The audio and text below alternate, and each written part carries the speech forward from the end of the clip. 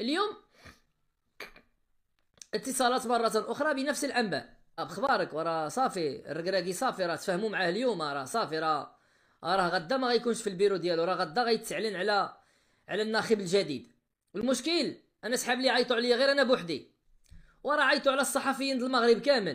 جمال سطيفي والسيد صحفي في الاذاعه والتلفزه المغربيه عباد الله داروها به، خرج بمنشور في وسائل التواصل الاجتماعي كيقول اليوم يمكنني أن أثبت وأن يعني أعترف أن والد الركراكي، أو لا أن أفصح أن والد الركراكي صافي أنه جمع باليزتو من الجامعة، لدرجة أنه طلع واحد الصورة فيها والد الركراكي جامع الباليزة ديالو وهز السيكان ديالو وكذا The End مكتوبة، عدد كبير بلا ما نزيد نذكر الأسماء، لدرجة أن الآن كاين مباشرات بعنوان انتهت قصة وليد الركراكي مع المنتخب. فجأة بعد صلاة التراويح بدات المنشورات على وسائل التواصل الاجتماعي في عدد كبير من الصفحات ديال صحفيين معروفين ولديهم مصداقية تزرفوا.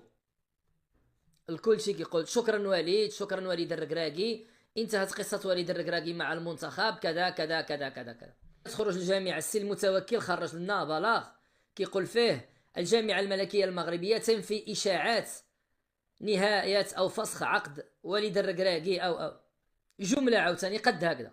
اش كتضحكوا علينا ولا واش بغيتونا عاود نساليو من هذا المنتخب من بعد كأس إفريقيا اللي خسرناها في تونس؟ والله العظيم لا كنت بقيت شي 3 سنين ما كنتفرجش في المنتخب، شي 3 سنين ما باغي نعرف والو، لا على المنتخب لا على اللعابة المنتخب لا على الإقصائيات نهائيا، شي 3 سنين.